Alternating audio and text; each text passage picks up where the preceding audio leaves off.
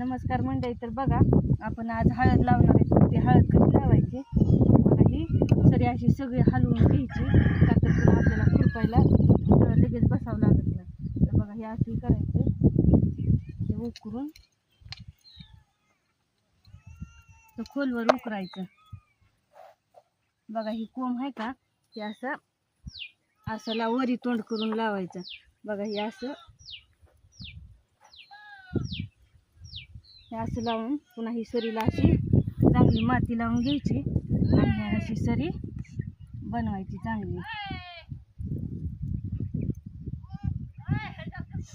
तर बघा ही छानपैकी गुळून सरी हळद लावून बनकी का. बघा ही गुळून ही अशी छानपैकी सरी होती. तर बघा ही अशी हळद लावली का की उतारा पण चांगला होतो ह्या हळदीचा निघतो. बघा आपल्याला हळद बी चांगली गावती, लय मोठी बघा.